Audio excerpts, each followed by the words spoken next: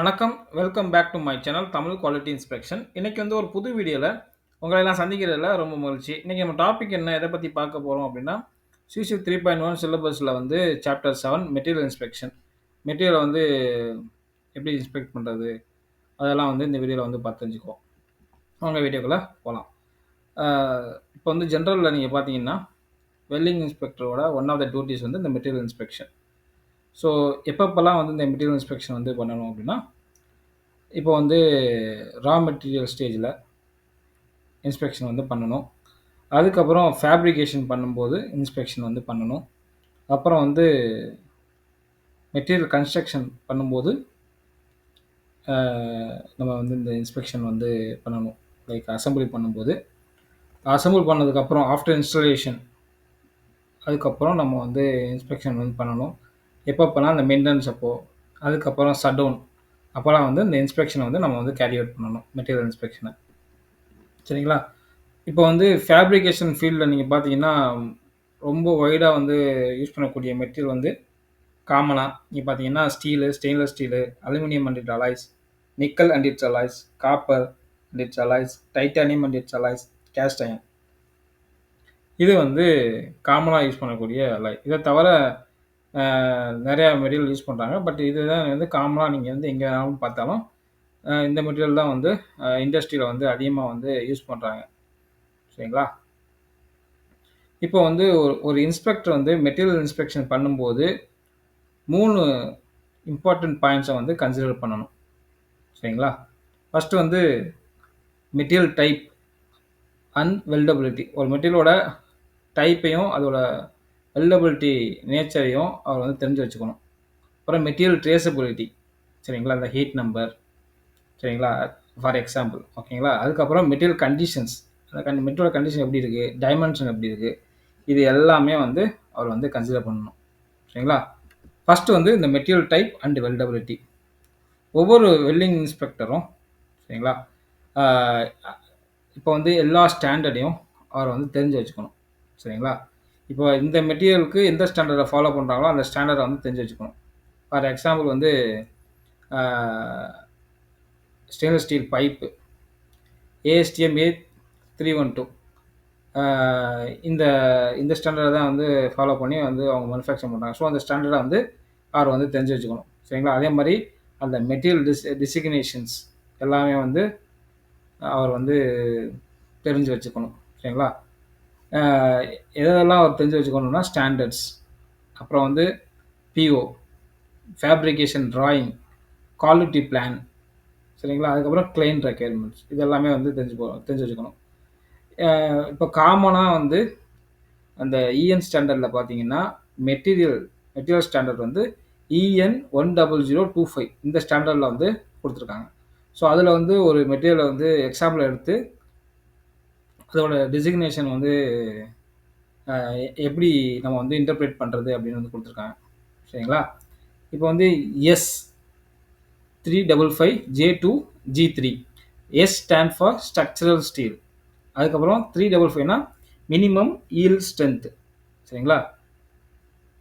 355 வந்து இந்த ஸ்டீலுக்கு உள்ள ஈல்ட் ஸ்ட்ரென்த் Nm/mm². அதுக்கப்புறம் J2னா என்னன்னா சார்பி டெஸ்ட் வந்து பண்ணியிருக்காங்க. அதோட எனர்ஜி வந்து ஜூல் வந்து 27 ஜூல். சரிங்களா? எந்த டெம்பரேச்சரில் பண்ணியிருக்காங்கன்னா 20 டிகிரி செல்சியஸில் வந்து இந்த இம்பேக்ட் டெஸ்ட் வந்து பண்ணியிருக்காங்க. G3னா நார்மலைஸ்ட் ரோல்டு ஸ்டீல். ஓகேங்களா? ஸோ ஒவ்வொரு இதுக்கும் ஒவ்வொரு மீனிங் இருக்குது. ஸோ இப்படித்தான் நம்ம வந்து ஒவ்வொரு மெட்டீரியலையும் நம்ம வந்து இன்டர்பிரேட் பண்ணிட்டு பண்ணணும். சரிங்களா? அதுக்கப்புறம் என்ன கொடுத்துருக்காங்க அந்த ஸ்டாண்டர்டில் பார்த்தீங்கன்னா, இப்போ நம்ம வந்து அலைங் எலமெண்ட்டை வந்து மெட்டலில் ஆட் பண்ணும்போது என்னென்ன நன்மைகள் வந்து இருக்குது, அதே மாதிரி என்னென்ன ப்ராப்பர்ட்டிஸ் வந்து இம்ப்ரூவ் ஆகும் அப்படின்னு வந்து கொடுத்துருக்காங்க. நம்ம நீங்கள் கார்பனை வந்து நீங்கள் ஆட் பண்ணுறீங்க அப்படின்னா ஸ்ட்ரென்த் வந்து இம்ப்ரூவ் ஆகும். ஸோ இது எல்லாமே வந்து ஒரு வெல்டிங் இன்ஸ்பெக்டர் தெரிஞ்சு வச்சுக்கணும். சரிங்களா? இப்போ மேங்கனீஸ் ஆட் பண்ணுறீங்க அப்படின்னா அந்த மெட்டீரியலோட டஃப்னஸ் ப்ராப்பர்ட்டிஸ் வந்து இம்ப்ரூவ் ஆகும். ஸோ மேங்கனீஸ் எவ்வளோ இருக்குது அதை பொறுத்து நம்ம வந்து ஈஸியாக வந்து அனலைஸ் பண்ணலாம். இந்த மெட்டீரியலில் வந்து டஃப்னஸ் ப்ராப்பர்ட்டிஸ் இருக்குது அப்படின்னு. சிலிக்கான் வந்து ஒரு ஆக்சிடைசரா வந்து உங்களுக்கு வந்து யூஸ் ஆகுது.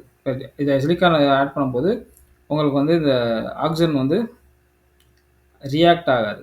சரிங்களா? மெட்டலோட ரியாக்ட் ஆகாம தடுக்கிறது தான் வந்து இந்த ஆக்சிடைசரோட வேலை. அலுமினியம் அலுமினியம் வந்து கிரெயின் ரிஃபைனரா வந்து யூஸ் ஆகுது. ஆக்சிடைசரா யூஸ் ஆகுது.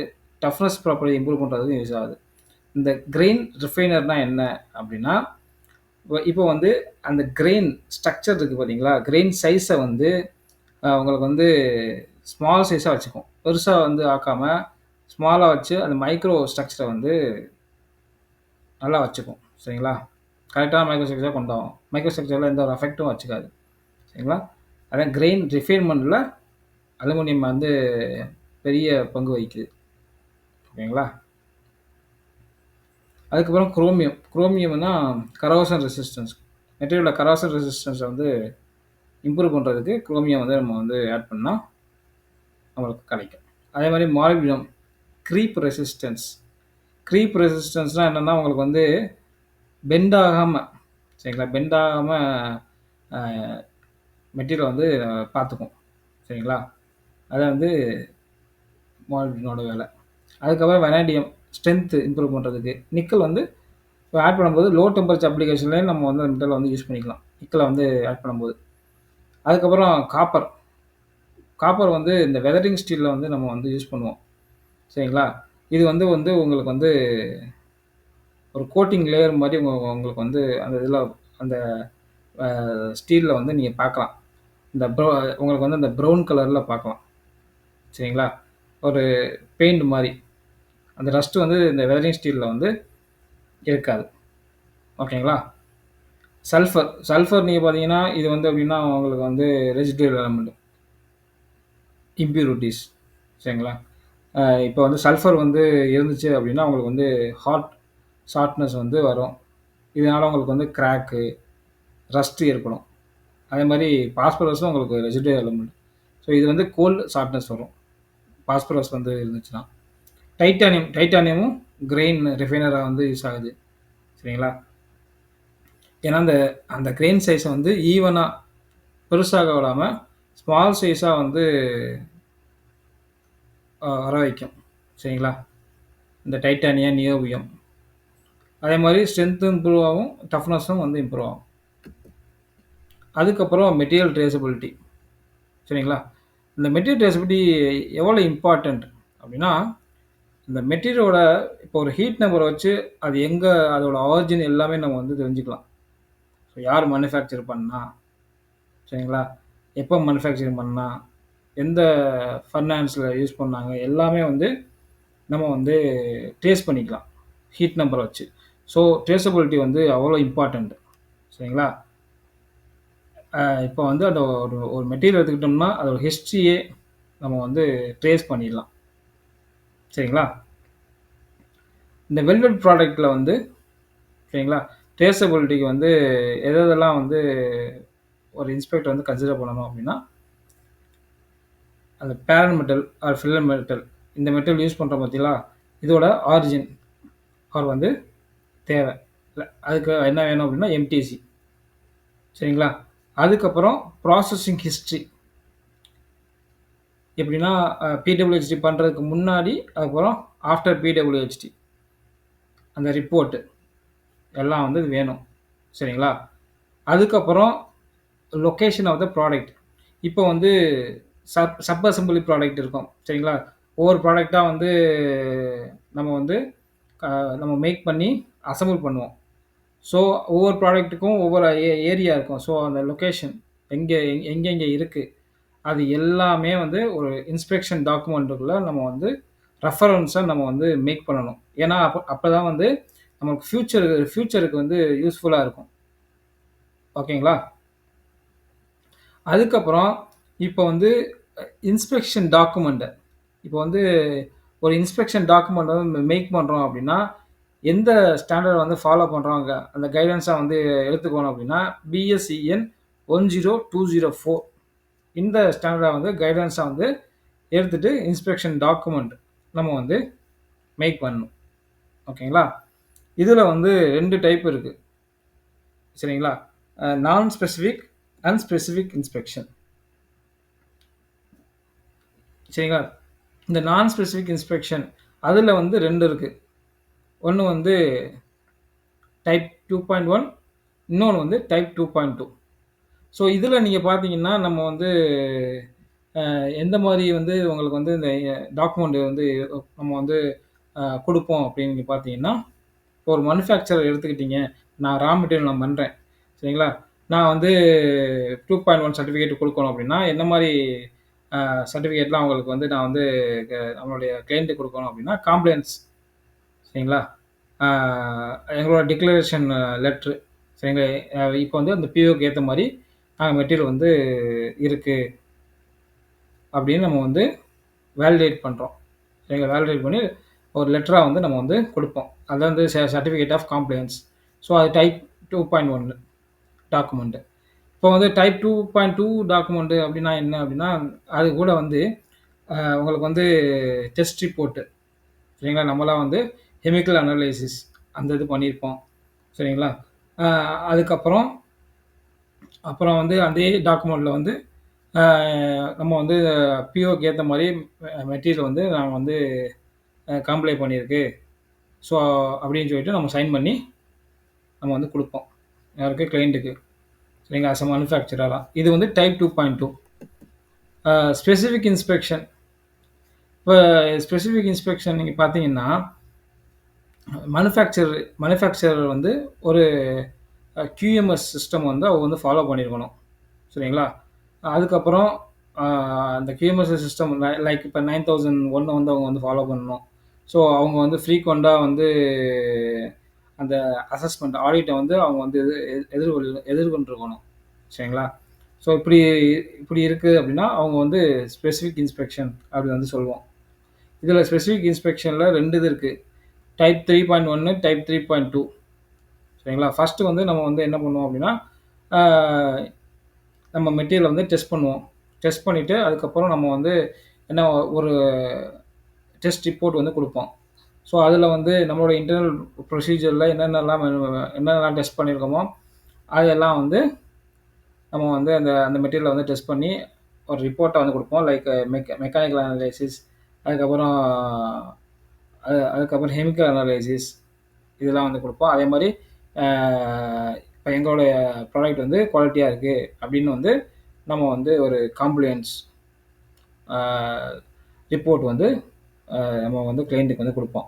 ஸோ இதில் வந்து யார் வந்து வேலிடேட் பண்ணுறா அப்படின்னா, நம்ம மேனுஃபேக்சரர் அத்தரைஸ்ட் இன்ஸ்பெக்டர் வந்து அதை வந்து வேலிடேட் வந்து பண்ணணும். வேலிடேட் பண்ணி அவங்க சைன் பண்ணி அந்த ரிப்போர்ட் வந்து கொடுக்கணும். சரிங்களா? இதே வந்து டைப் 3.2ல இதில் என்னென்னா ஒன்றும் இல்லை. நம்ம இன்டர்னல் ப்ரொசீஜரில் என்னென்ன டெஸ்ட்லாம் வந்து கேரி அவுட் பண்ணணுமோ அது எல்லாமே கேரி அவுட் பண்ணணும். அடிஷ்னலாக கஸ்டமர் வந்து ஏதாச்சும் எக்ஸ்ட்ரா வந்து நம்ம டெஸ்ட் பண்ணணும்னா அந்த டெஸ்ட்டையும் நம்ம வந்து இன்க்ளூட் பண்ணணும். அதுக்கப்புறம் யார் வந்து இந்த ரிப்போர்ட்டை வந்து வேலிடேட் பண்ணணும் அப்படின்னா, உங்களுக்கு வந்து ஃபஸ்ட்டு வந்து அந்த மேனுஃபேக்சரர் அத்தரைஸ்ட் இன்ஸ்பெக்டர், 2வது வந்து கிளைண்ட் மூலியமாக தேர்ட் பார்ட்டி இன்ஸ்பெக்டர் வந்து அரேஞ்ச் பண்ணணும். அவங்களும் எல்லா இதையும் விட்னஸ் பண்ணி அவங்களும் வேலிடேட் வந்து பண்ணணும். அதில் வந்து அவங்க சைன் பண்ணணும். சரிங்களா? இப்போ ஒரு நார்மலாக வந்து ஒரு ஃப்ளான்ஸ் எடுத்துக்கிட்டிங்கன்னா ஒவ்வொரு ப்ராசஸிங் இருக்குது. லைக் வந்து raw material stage, forging, heat treatment, அதுக்கப்புறம் உங்களுக்கு வந்து மிஷினிங்கு, NDT எல்லா இதையும் அவங்களும் விட்னஸ் பண்ணுவாங்க. யார்? மேனுஃபேக்சரர் அத்தரைஸ் இன்ஸ்பெக்டரும் விட்னஸ் பண்ணுவாங்க. Third party inspector client arrange பண்ணுறாங்களோ அவங்களும் இன்ஸ்பெக்ட் பண்ணி 2 பேரும் சைன் பண்ணி ரிப்போர்ட் கொடுக்குறது தான் வந்து இந்த 3.2 வந்து சர்டிஃபிகேட்டு. ஓகேவா? அப்புறம் மெட்டீரியல் கண்டிஷனில் நார்மலாக நம்ம வந்து மெட்டீரியல் கண்டிஷன் வந்து அந்த மெட்டீரியலோட சர்வீஸ் லைஃப்பை வந்து அஃபெக்ட் பண்ணும். ஸோ ரொம்ப இம்பார்ட்டண்ட்டு. சரிங்களா? Material inspection, material condition. So first வந்து ஜெனரல் இன்ஸ்பெக்ஷன், எப்படி ஸ்டோர் பண்ணியிருக்காங்க, அப்புறம் வந்து எப்படி ஹேண்டில் பண்ணுறாங்க, அப்புறம் குவான்டிட்டி, இதெல்லாம் வந்து ஜென்ரல் இன்ஸ்பெக்ஷனில் வரும். விசிபிள் இன்ஸ்பெக்ஷனில் பார்த்தீங்கன்னா, இப்போ அதோட சர்ஃபேஸில் எதுவும் டேமேஜஸ் இருக்கா, லைக் கோல்டு லேப்ஸ் இருக்கா, சரிங்களா? அப்புறம் லேமினேஷன் இருக்கா, இதெல்லாம் வந்து பார்க்கணும். விசிபிள் இம்பர்ஃபெக்ஷன் ஏதாச்சும் இருக்கான்னு நம்ம வந்து செக் பண்ணணும். ஓகேங்களா? அது போக இப்போ இன்டர்னலா லேமினேஷன் இருந்துச்சு அப்படின்னா, நம்ம யூடி டெஸ்ட் மூலியமா நம்ம வந்து செக் பண்ணணும். ஓகேங்களா? இது வந்து விசிபிள் இம்பர்ஃபெக்ஷன். அதுக்கப்புறம் டைமென்ஷன், லென்த்து, விட்த்து, திக்னஸ்ஸு. இப்போ ஒரு பைப் எடுத்துக்கிட்டிங்கன்னா, லென்த்து, வால் திக்னஸ்ஸு, டயாமீட்டரு, அதோட ஓஆர்ஐடி, சரிங்களா? அப்புறம் மெட்டீரியல் சர்டிஃபிகேட்டு, ஹீட் நம்பரு, இது எல்லாமே வந்து மேட்ச் ஆகுதான்னு நம்ம வந்து செக் பண்ணணும். சரிங்களா? அதுக்கப்புறம் சர்ஃபேஸ் கண்டிஷன். சரிங்களா? இப்போ வந்து ஒரு மெட்டீரியல் எடுத்துக்கிட்டிங்கன்னா, அத சர்ஃபேஸ் கண்டிஷன வந்து செக் பண்ணணும். மில் ஸ்கேல் எதுவும் இருக்கா? அப்படி வந்து பார்க்கணும். சரிங்களா? மில் ஸ்கேல் இருக்கா? எதுவும் பிட்டிங் இருக்கா? அதே மாரி மெக்கானிக்கல் டேமேஜஸ் இருக்கா? அப்படின்னு நம்ம வந்து செக் பண்ணணும். ஸோ ஒவ்வொரு மெட்டீரியல்லையும் எந்த ஒரு மில் ஸ்கேலும் இருக்கக்கூடாது, பிட்டிங் இருக்கக்கூடாது, ரஸ்ட் இருக்கக்கூடாது, மெக்கானிக்கல் டேமேஜும் இருக்கக்கூடாது. ஓகேங்களா? ஸோ இந்த ரஸ்டிங்கை வந்து 4 கிரேடா வந்து பிரிச்சிருக்காங்க. ஸோ இத வந்து தெரிஞ்சு வச்சுக்கணும் ஒரு இன்ஸ்பெக்டர். ஃபர்ஸ்ட்டு வந்து ரஸ்ட் கிரேட் ஏ. ஸோ இதில பார்த்தீங்கன்னா, உங்களுக்கு வந்து மில் ஸ்கேல் வந்து இருக்கும். ஆனா வந்து ரஸ்ட் வந்து கம்மியா இல்லைன்னா ரஸ்ட்டே இல்லாம இருக்கும். பட் மில் ஸ்கேல் வந்து அந்த சர்ஃபேஸ்ல வந்து கவர் ஆயிருக்கும். சரிங்களா? மில் ஸ்கேல்னா ஒரு துகள் மாரி இருக்கும். ம். அதுக்கப்புறம் கிரேட் பி. கிரேட் பில வந்து அப்பதான் வந்து அந்த மில் ஸ்கேல் மில் ஸ்கேல் வந்து ஸ்டார்ட் ஆயிருக்கு. அதுக்கப்புறம் ரஸ்ட் இருக்கு. சரிங்களா? இப்போ பார்த்தீங்கன்னா, உங்களுக்கு வந்து இந்த ஃப்ளாக்கா இருக்கும். ஃப்ளாக்கா எப்படின்னா, உங்களுக்கு வந்து அந்த பெயிண்ட் வந்து உறிஞ்சினா எப்படி இருக்கும்? அது மாரி சர்ஃபேஸ் வந்து உறிஞ்சு உறிஞ்சு இருக்கும். ஓகேங்களா? அதுக்கப்புறம் கிரேட் சி. அந்த உங்களுக்கு வந்து மில் ஸ்கேல் மில் ஸ்கேல் ஃபுல்லா ரஸ்ட்டா இருக்கும். ஸோ இத வந்து நம்ம வந்து ஸ்க்ராப் தான் வந்து பண்ணணும். ஸோ நீங்க நார்மலா ஒரு நார்மல் வெர்ஷன்ல பார்த்தீங்கன்னா, அப்ப பிட்டிங் வந்து உங்களுக்கு அந்த குழி குழியா வர்றது ஸ்மாலா நீங்க வந்து பார்க்கலாம். கொஞ்சமா நீங்க பார்க்கலாம். சரிங்களா?